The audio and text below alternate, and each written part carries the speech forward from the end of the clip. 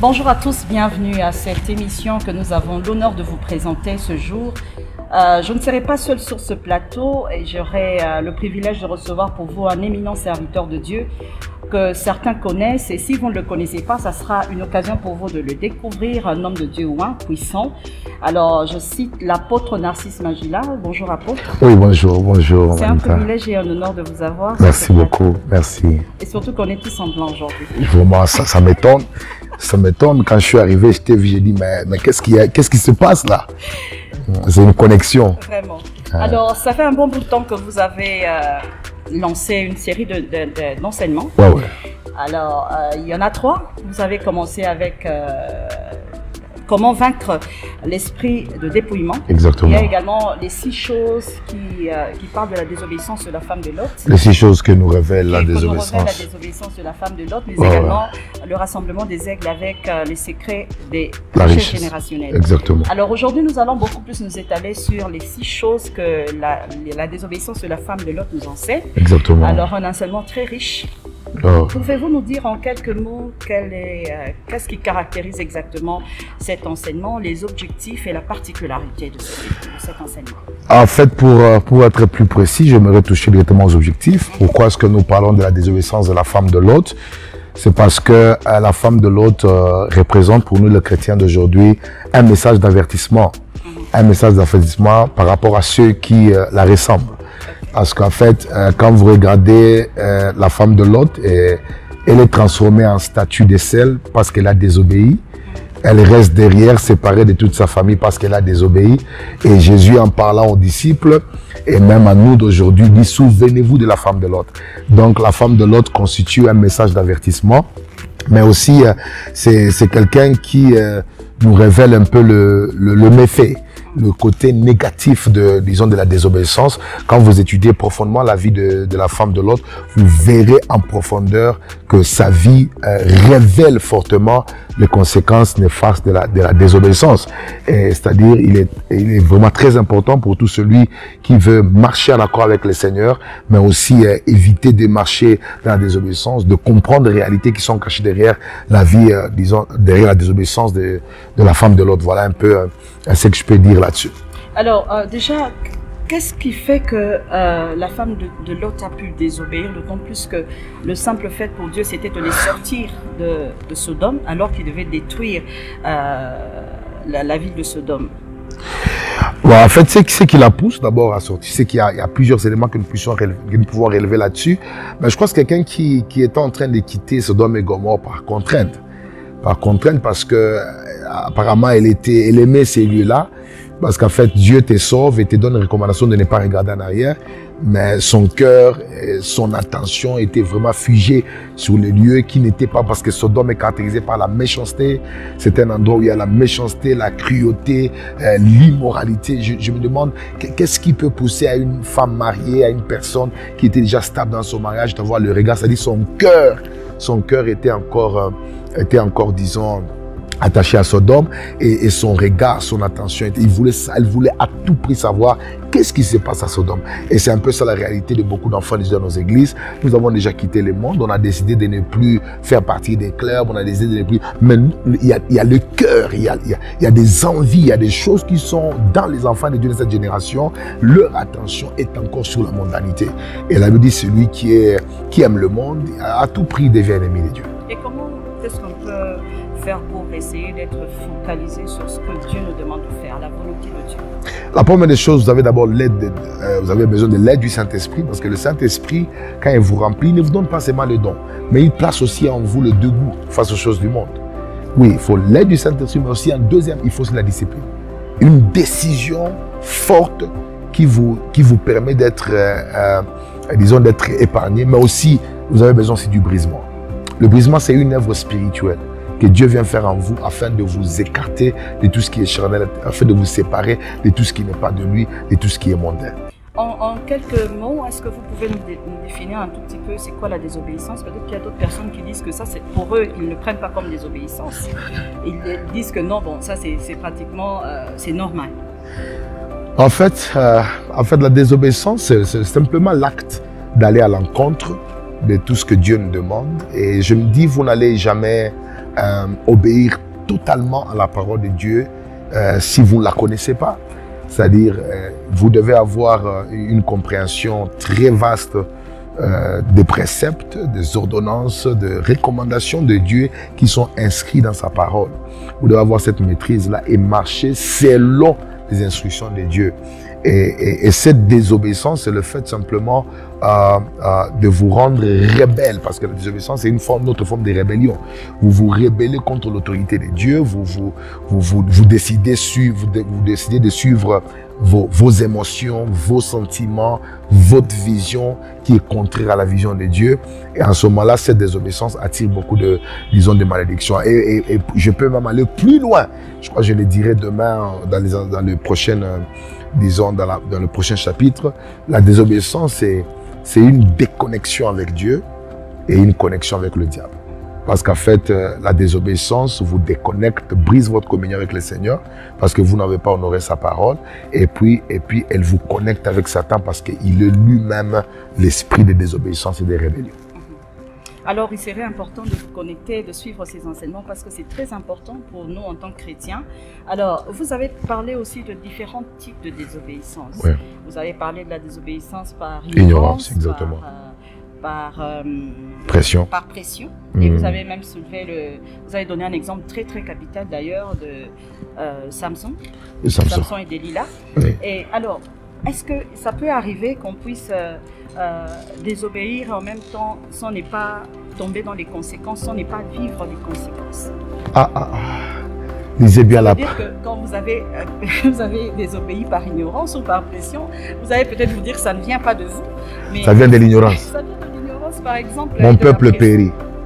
Il y a une perdition réservée à ceux qui pêchent par ignorance. Mais on ne sera pas puni de la même manière.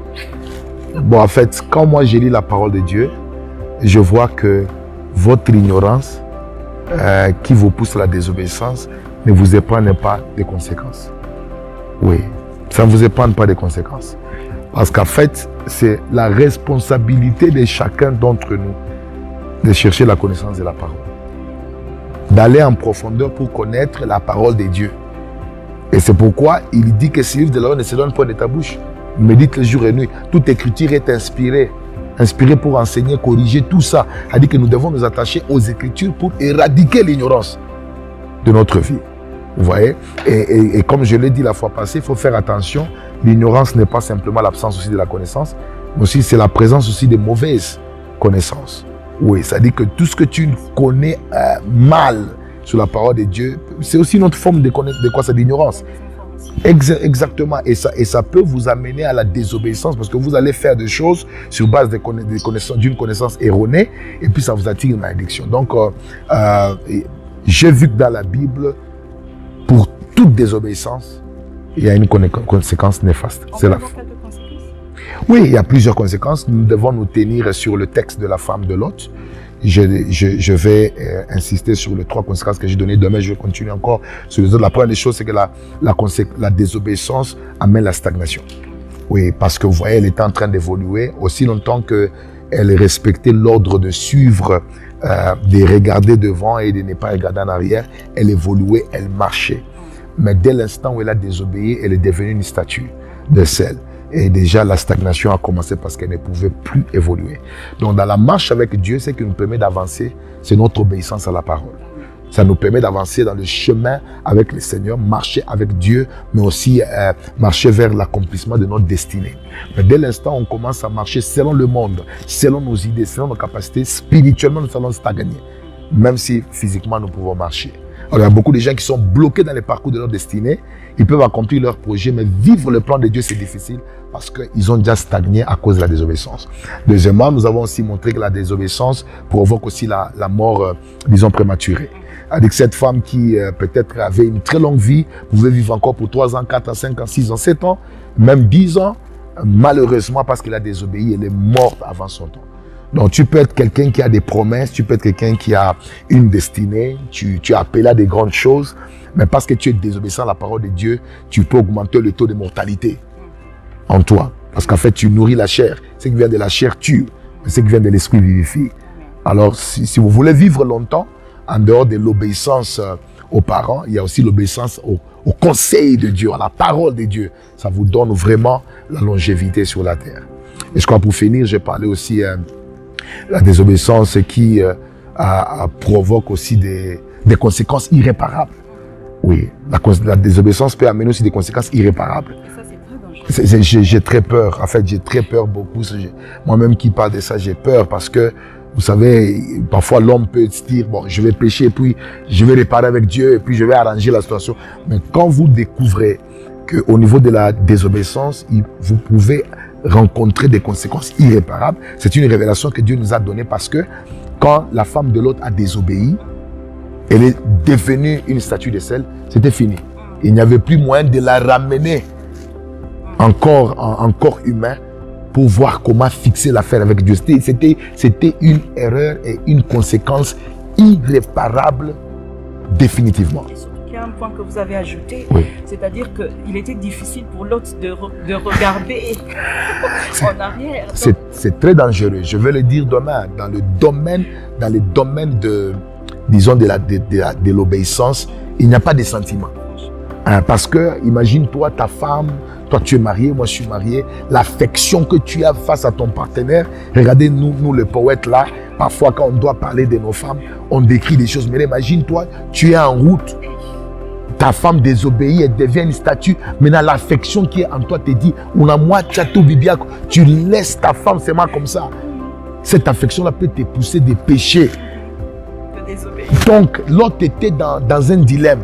Est-ce qu'il faut obéir une équation? Il faut obéir à Dieu ou bien il faut obéir aux sentiments que j'ai pour ma femme parce que là, je la laisse, elle est statue. Je peux même l'assister pour voir si on peut enlever le sel et peut-être qu'elle est à l'intérieur.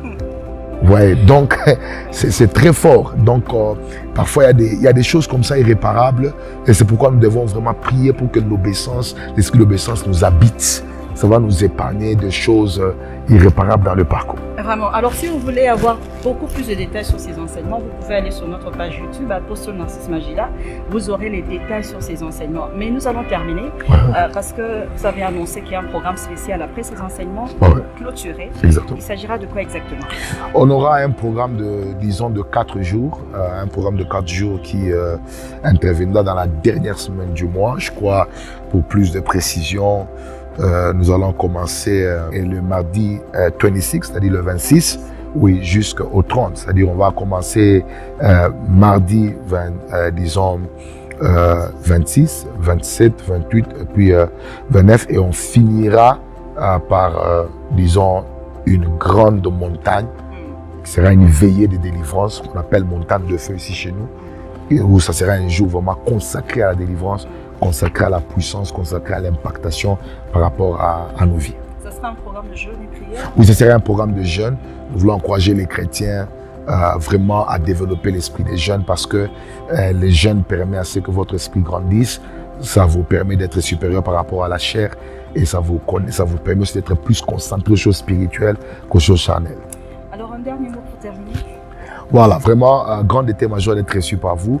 Vous faites tellement bien votre travail et nous prions que Dieu continue encore à vous bénir. Les derniers mots que j'aimerais donner à tous ceux qui nous suivent, les temps sont devenus très mauvais. Il y a une grande crise spirituelle qui est en train de frapper l'Église. Réveillez-vous, si vous êtes membre d'une église, soyez constant dans votre église, cherchez le Seigneur, marchez dans la crainte du Seigneur. Nous sommes déjà en train